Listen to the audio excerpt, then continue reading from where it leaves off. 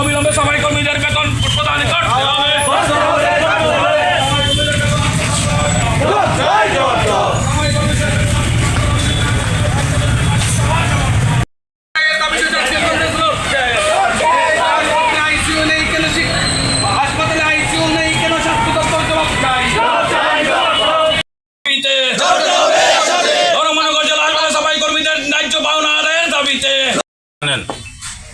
ধর্মনগর জেলা হাসপাতাল ত্রিপুরার দ্বিতীয় বৃহত্তম শহর ধর্মনগর, কিন্তু ধর্মনগর জেলা হাসপাতালে আইসিইউ নেই।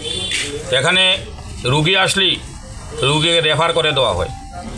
সন্ধ্যার পর যদি এখানে কেউ আসে হাত ভাঙ্গা পা ভাঙ্গা নিয়ে, তাহলে এক্সরে করার কোনো ব্যবস্থা ধর্মনগর জেলা হাসপাতালে সন্ধ্যার পর নেই।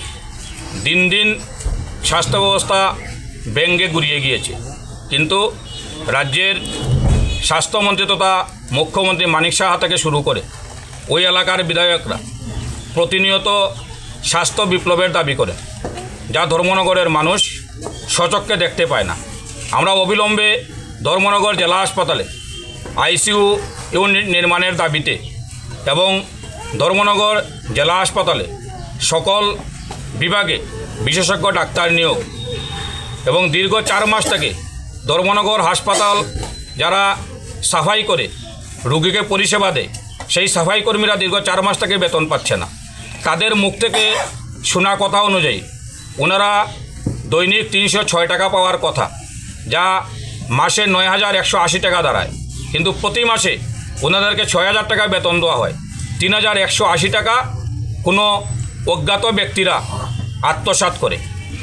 এই যে দুর্নীতি ধর্মনগর জেলা হাসপাতালে চলছে, সেই দুর্নীতিগ্রস্ত লোকদের অবিলম্বে আইনের আওতায় এনে এবং ধর্মনগর জেলা হাসপাতালে আইসিইউ এবং বিশেষজ্ঞ ডাক্তার নিয়োগের দাবিতে আজকে আমাদের এই গণধর্ণা।